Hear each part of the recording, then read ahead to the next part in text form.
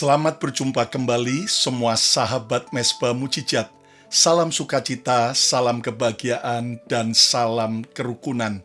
Senang sekali hari ini saya Pastor Lukas Kusuma boleh melayani saudara dalam program Mesbah Mujizat dari kota Philadelphia, Pennsylvania di Amerika. Dimanapun Anda menyaksikan program ini, doa saya biar kita terus mempercayakan hidup dan masa depan kita hanya kepada Yesus, sebab hanya di dalam Yesus ada kemenangan. Jika Anda diberkati oleh program Mesbah Mujizat ini, jangan lupa untuk Anda share kepada teman-teman Anda, pencet like-nya, jempolnya sekarang juga, komen yang baik, serta subscribe YouTube channel Bethany Miracle Center. Di tengah maraknya pemberitaan tentang merosotnya mata uang rupiah atas US dollar, kita tentunya prihatin dan kita berdoa agar mata uang Indonesia bisa kembali jaya dan menguat. Sementara juga banyak negara-negara lain yang sedang melewati krisis demi krisis tentang ekonomi dan inflasi. Tetapi saudara sekalian, ada fenomena yang sangat menarik sekali bahwa ketika negara-negara lain sedang mengalami kemerosotan mata uang, resesi, bahkan kesulitan dalam soal penyediaan bahan-bahan pangan dan sebagainya, ajaib, shekel mata uang Israel justru terus menguat.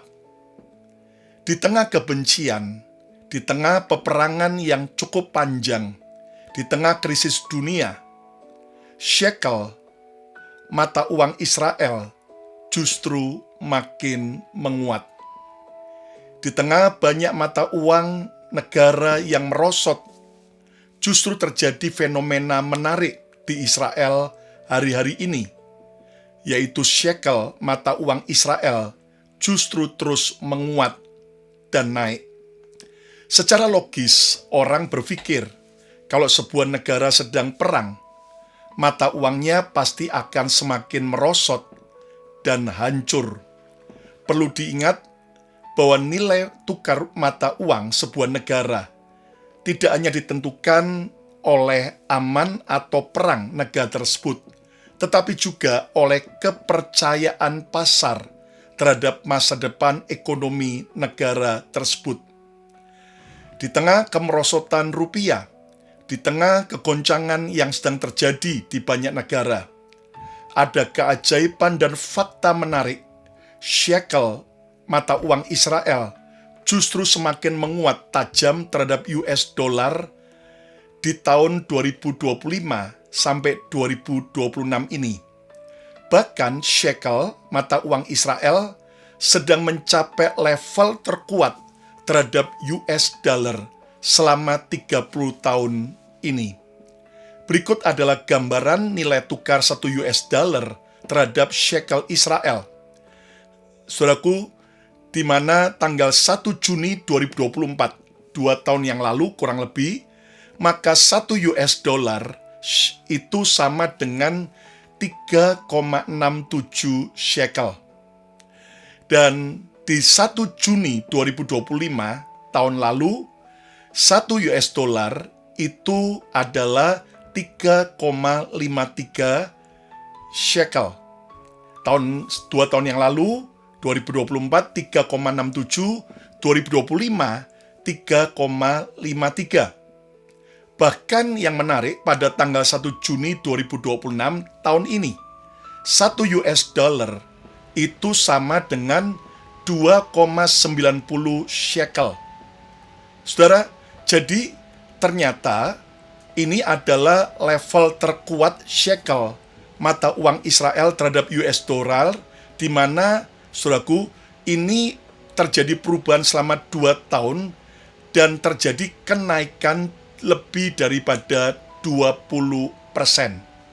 Anda bisa bayangkan, saudara-saudaraku, bahwa contoh sederhananya, jika Anda menukar 100.000 US dollar, maka di bulan Juni 2024, Anda hanya mendapatkan 366.800 shekel. Juni 2025, Dari 100.000 US dollar Anda mendapatkan 352.850 shekel. Tapi di Juni 2026 ini Anda akan mendapatkan 290.000. Jadi dolar Amerika semakin merosot dibandingkan shekel mata uang Israel. Artinya seseorang yang menyimpan aset dalam bentuk shekel mata uang Israel selama 2 tahun terakhir memperoleh keuntungan besar terhadap pemegang US dollar. Penguatan shekel sekitar 20% lebih dalam 2 tahun merupakan pergerakan yang sangat signifikan untuk mata uang negara. Nah, fenomena ini semakin menarik karena terjadi di tengah-tengah perang Israel yang panjang, baik terhadap Hamas, terhadap Hezbollah, terhadap Iran, yang menunjukkan bahwa pasar internasional menilai bahwa fundamental ekonomi Israel, sektor teknologi dan arus modal asing lebih kuat daripada dampak negatif konflik peperangan tersebut. Nah, tentunya ini hal yang cukup aneh sekali.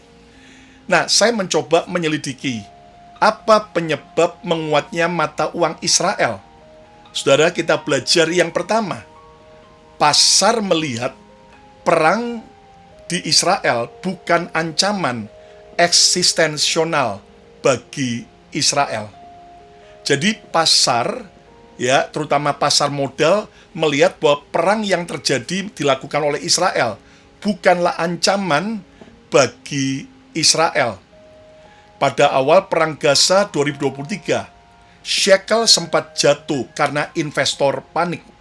Tetapi setelah beberapa waktu, pasar mulai menilai bahwa Israel tidak akan runtuh secara ekonomi. Infrastruktur keuangan tetap berfungsi dengan baik, walaupun terjadi perang. Sektor teknologi tetap berjalan dengan lancar. Bahkan dukungan militer dan diplomatik Amerika tetap kuat. Nah, ketika resiko dianggap lebih rendah daripada yang diperkirakan sebelumnya, maka investor kembali membeli aset-aset Israel. Ini menyebabkan akhirnya mata uang shekel dari Israel terus menguat, karena pasar melihat bahwa perang tidak berdampak penting bagi kepercayaan terhadap ekonomi Israel. Penyebab yang kedua, karena ekonomi Israel ternyata lebih tangguh dari perkiraan. Ekonomi Israel ternyata telah melewati beberapa fase perang, tapi tetap kuat, tangguh, di luar daripada dugaan sebelumnya. Walaupun perang menguras anggaran yang tidak sedikit, ekonomi Israel tidak mengalami keruntuhan, justru tetap stabil, bahkan semakin menguat. Data 2025 menunjukkan pertumbuhan ekonomi sekitar 3,1%. Ekspor meningkat, investasi kembali naik, sektor teknologi tetap menghasilkan devisa besar bagi Israel. Banyak investor global melihat Israel sebagai negara dengan teknologi tinggi, cyber security yang hebat, AI yang luar biasa, semikonduktor, dan pertahanan defense industri yang luar biasa, yang tetap menghasilkan pendapatan besar meskipun di tengah konflik perang. Jadi, saudaraku, lihat bagaimana pasar melihat, bahkan juga, saudaraku, ternyata semua sistem ekonomi Israel berjalan baik di tengah-tengah peperangan. Alasan yang ketiga, masuknya banyak modal asing ke Israel. Salah satu faktor terbesar penguatan mata uang adalah capital inflow. Ketika investor asing membeli saham-saham Israel, ketika investor asing membeli obligasi-obligasi Israel, ketika investor asing menanam modal pada startup di Israel, mereka harus menukar US dollar menjadi shekel, mata uang Israel. Permintaan terhadap shekel meningkat, sehingga nilai shekel terus naik. Reuters bahkan menyebut kuatnya arus investasi asing sebagai salah satu penyebab utama penguatan shekel. Jadi, ada kepercayaan yang besar dari internasional, dari para penanam modal, untuk mereka menanamkan modal bagi perusahaan-perusahaan yang ada di Israel. Dan itu adalah bentuk kepercayaan pasar terhadap ekonomi Israel. Nah, penyebab yang keempat menguatnya mata uang Israel, dolar Amerika sendiri sedang melemah. Ini poin yang sangat penting, tidak boleh dilupakan. Kadang bukan shekel yang luar biasa kuat, melainkan US dollar yang melemah terhadap banyak mata uang. Deputi Gubernur Bank Israel menyatakan bahwa sebagian penguatan shekel berasal dari melemahnya US dollar secara global. Jadi yang terjadi adalah kombinasi shekelnya naik, US dollarnya turun. Nah, akibatnya pergerakannya terlihat sangat ekstrim. Lalu yang kelima, penyebab menguatnya mata uang Israel. Harapan terhadap stabilitas geopolitik yang makin besar atas Israel. Pasar selalu melihat masa depan, bukan kondisi hari ini. Walaupun hari ini Israel masih perang, tetapi ternyata pasar melihat masa depan Israel. Muncul harapan tentang gencatan senjata. Muncul harapan melemahnya ancaman Iran, berkurangnya ancaman Hamas dan Hezbollah. Investor langsung menghargai kemungkinan stabilitas Israel di masa depan. Beberapa rally terbesar shekel justru terjadi ketika muncul optimisme mengenai gencatan senjata dan penurunan resiko regional.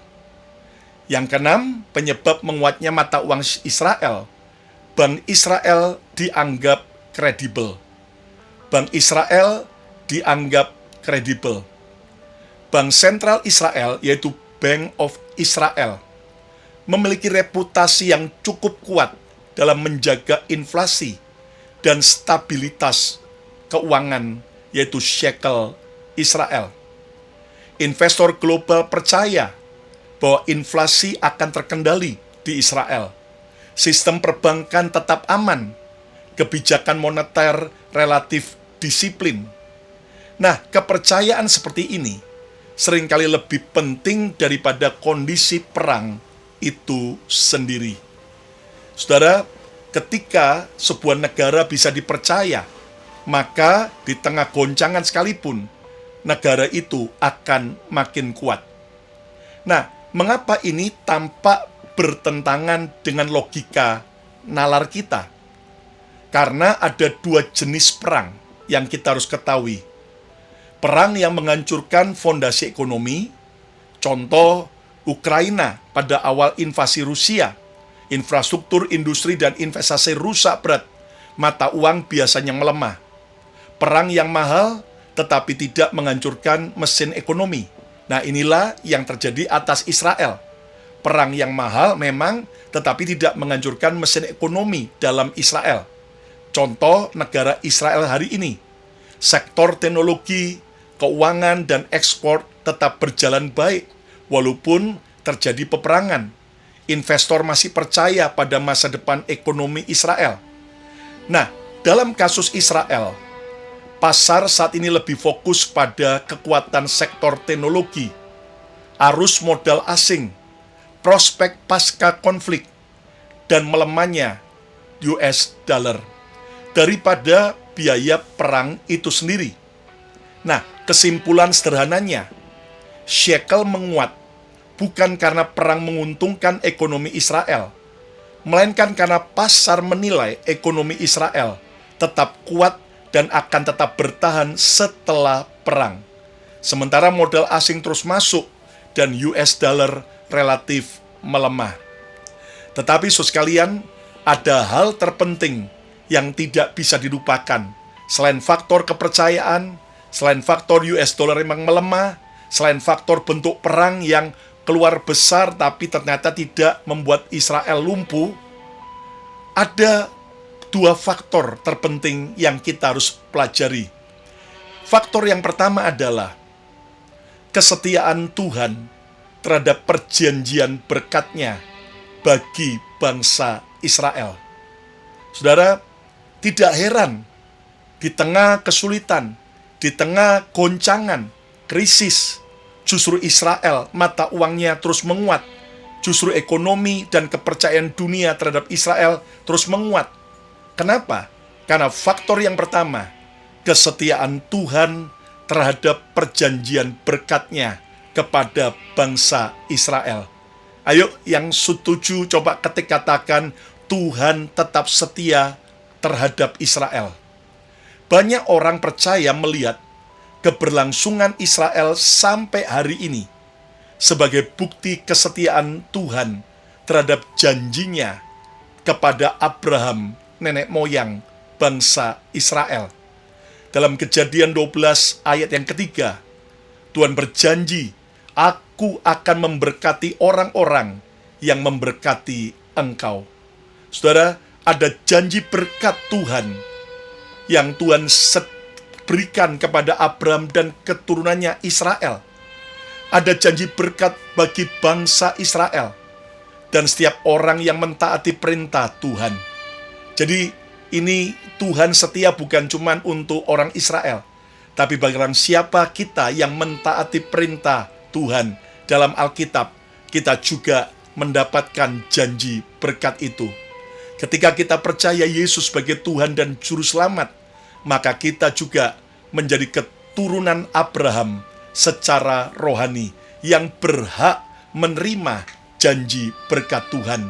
Yang mau coba ketiklah katakan, di dalam Yesus saya menerima janji Tuhan. Ulangan 28 ayat 12-14.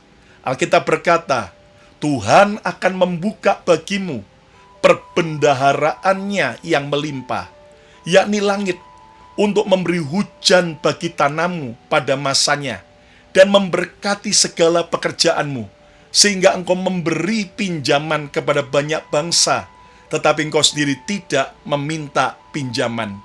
Tuhan berjanji kepada bangsa Israel, Tuhan akan membuka bagimu perbendaharaan yang melimpah. Akan ada yang namanya kelimpahan, akan ada berkat.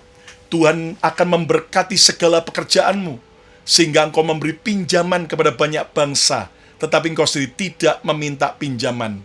Ayat 13, Tuhan akan mengangkat engkau menjadi kepala dan bukan menjadi ekor. Engkau akan tetap naik dan bukan turun, apabila engkau mendengarkan perintah Tuhan Allahmu yang kusampaikan pada hari ini, kau lakukan dengan setia.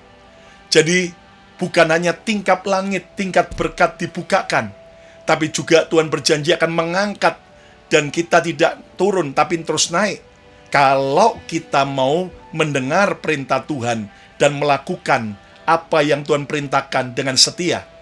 Ayat 14 dari Ulangan 28, dan apabila engkau tidak menyimpang ke kanan atau ke kiri dari segala perintah yang kuberikan kepadamu pada hari ini, dengan mengikuti Allah lain dan beribadah kepadanya. Jika kita tetap setia menyembah Tuhan yang hidup, kita akan mendapat janji berkat Abraham. Nah, kekasih Tuhan, inilah bukti kesetiaan Tuhan. Sehingga di tengah-tengah banyak mata uang negara-negara yang sedang rontok, tetapi shekel mata uang Israel justru terkuat di era 30 tahun terakhir ini. Saudara, mungkin Anda berkata, tapi saya sudah percaya sama Yesus. Saya sudah hidup menjadi mentaati firman Tuhan. Kok saya mengalami krisis? Percayalah, krisis ini adalah ujian. Krisis bukan temporary. Bagi orang di dalam Yesus, krisis adalah masa di mana Tuhan sedang memurnikan kita untuk siap diangkat dan juga dipulihkan oleh Tuhan. Bagi orang tanpa Yesus, krisis menghancurkan, krisis membuat mereka terhenti selamanya. Tetapi bagi yang percaya Yesus, ada janji berkat Tuhan. Krisis adalah proses agar kita bertumbuh, makin dewasa, mengenal Tuhan lebih dalam lagi. Kalau semuanya baik, kalau semuanya aman, kalau semuanya diberkati, kita sering kendor dan mulai malas-malesan cari Tuhan. Justru lewat krisis ini, kita sedang mengalami wake up call, panggilan dari Tuhan untuk bangun kembali dari semua kemalasan rohani. Ayo kembali cari Tuhan. Kalaupun US dollar sudah tembus lebih dari 18.000 rupiah, tapi ayo tetap kita mau belajar percaya akan kesetiaan Tuhan. Tuhan yang setia sanggup menolong saudara dan saya. Yang setuju coba ketik katakan, saya percaya akan kesetiaan Tuhan. Bahkan dalam Roma 11 ayat 29 dikatakan sebab karunia-karunia dan panggilan Allah tidak dapat ditarik kembali. Saudara, inilah janji Tuhan yang Paulus juga katakan bahwa terhadap Israel modern sekarang, setiap anugerah dan panggilan Tuhan tidak dapat dibatalkan, tidak dapat ditarik kembali. Demikian juga setiap kita yang percaya Yesus. Bukan berarti setiap tindakan pemerintah Israel modern sekarang selalu benar, tetapi Allah tetap setia pada rencananya bagi bangsa yang dipilihnya. Sekali lagi coba ketik katakan, Yesus tetap setia. Jika Tuhan setia pada janjinya kepada Israel selama ribuan tahun, Dia juga setia terhadap janjinya bagi umat Tuhan saat ini, bagi gerejanya, bagi setiap kita yang percaya Yesus. Jangan ragu dan jangan goyah akan kesetiaan Tuhan. Sesukar apapun kondisi hidup kita, selama ada Tuhan Yesus menyertai kita, kita pasti lolos, kita pasti akan berhasil keluar dari krisis, dan kita akan melihat Tuhan yang menolong dan membela, serta memberkati setiap kita. Yang percaya katakan amin. Nah, ada faktor yang kedua yang kita bisa belajar mengapa mata uang Israel dan ekonomi Israel terus kuat dan makin sukses. Faktor yang kedua, hikmat menghasilkan kemajuan. Hikmat menghasilkan kemajuan. Israel dikenal sebagai salah satu pusat inovasi teknologi dunia. Alkitab mengajarkan bahwa hikmat menghasilkan buah yang nyata. Amsal 2 ayat yang ke-6 berkata, karena Tuhanlah yang memberikan hikmat, dari mulutnya datang pengetahuan dan kepandaian. Saudara, dari Tuhanlah sumber hikmat yang kita bisa dapat, dan kita bisa dapat pengetahuan dan kepandaian. Kita tidak meragukan kecerdasan, hikmat, kecerdikan, pengetahuan dari orang-orang Israel. Banyak penemuan dalam bidang teknologi, dalam bidang pertanian, medis, keamanan, berasal dari Israel. Nah, prinsip rohaninya, Tuhan sering memberkati bukan hanya melalui mujizatnya, tetapi juga melalui hikmat, disiplin, kerja keras, pendidikan, dan juga saat kita terus hidup mengandalkan Tuhan. Hari ini yuk kita belajar dari bangsa Israel modern, bahwa kita membutuhkan hikmat, cerdas, agar kita menjadi orang yang diangkat Tuhan. Amsal berkata bahwa orang yang cakap dalam pekerjaannya, ia tidak akan berdiri di depan orang hina, tetapi dia akan berdiri di depan raja-raja. Saudara, kita tetap harus merakyat, kita harus tetap bersentuhan dengan orang bawah, tapi Tuhan juga bisa angkat saudara dan saya untuk menjadi berkat bagi para pembesar, orang-orang hebat. Dan itu semua dimulai kalau kita cakap, kita berhikmat, kita mau terus belajar, terus kita mau takut akan Tuhan, karena permulaan hikmat adalah takut akan Tuhan. Aplikasinya dalam hidup kita, apa yang kita bisa belajar? Yang pertama, hiduplah mentaati perintah Tuhan di dalam Yesus, agar kita juga mendapat warisan berkat Abraham.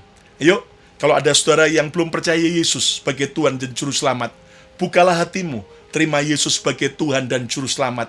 Kalau ada saudara yang sudah lama mundur, tinggalkan Tuhan, tinggalkan gereja, kembali datang kepada Tuhan, kembali datang ke gereja, dan ayo kita hidup mentaati dan mencintai Yesus, agar kita mendapatkan warisan janji berkat Abraham. Aplikasi yang kedua, terus upgrade hidup kita agar semakin cerdas, semakin berpengetahuan, dan semakin berhikmat. Yuk, jangan puas diri, jangan jadi kelompok baring-baring yang cuman santai, tidak mau bekerja keras, yang tidak mau belajar, yang udah merasa hebat, merasa sudah pandai.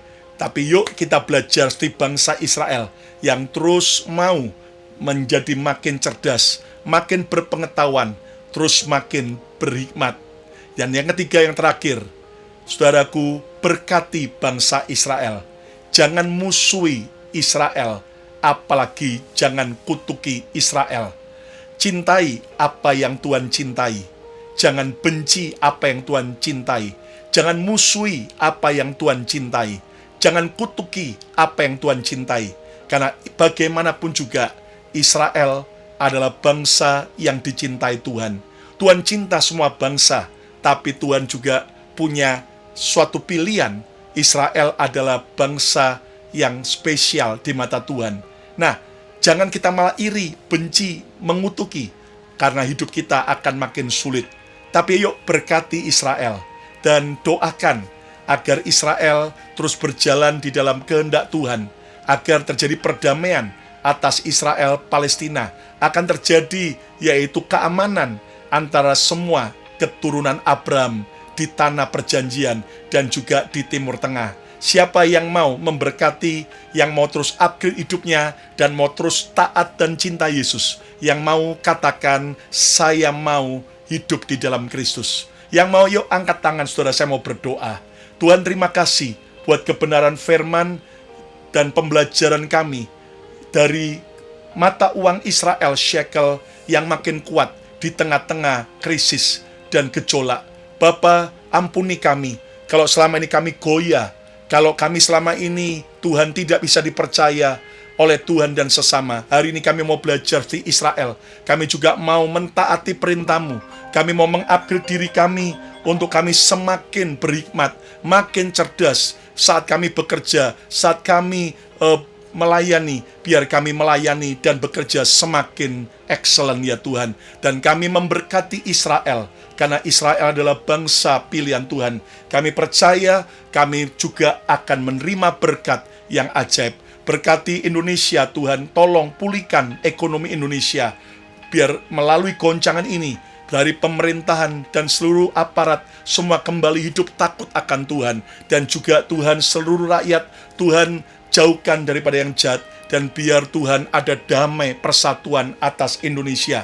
Kami juga berdoa memberkati Amerika, memberkati Tuhan bangsa-bangsa Timur Tengah, juga Israel, Palestina, Iran, dan semua Tuhan, kami lepaskan berkat Tuhan supaya terjadi perdamaian dan berkat yang ajaib. Terima kasih Bapa, sembuhkan yang sakit dari setiap sahabat Mesbah Mujizat, yang lemah Tuhan kuatkan, yang sedang kehilangan pekerjaan Tuhan tolong, supaya Tuhan buka jalan, yang sedang mengalami kesulitan ekonomi Tuhan tolong, dan kami percaya di dalam Yesus selalu ada pengharapan. Terima kasih Tuhan, kami percaya doa kami menjadi doa orang yang dibenarkan Tuhan, dan doa orang benar besar kuasanya. Dalam nama Yesus, semua kita berkata, amin, amin, amin, amin, amin.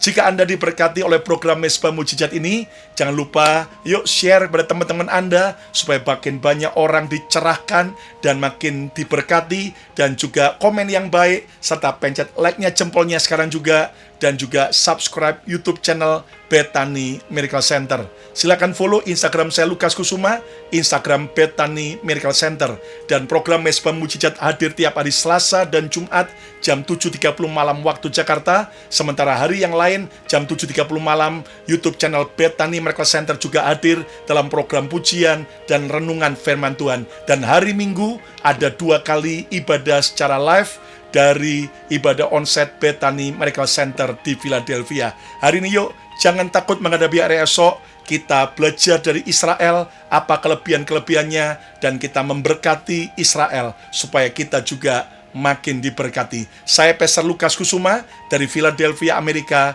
mengucapkan semangat dan terus percaya Tuhan pasti membuat kita menang dari setiap krisis yang terjadi. Sampai berjumpa lagi. Tuhan Yesus memberkati. Sarangi.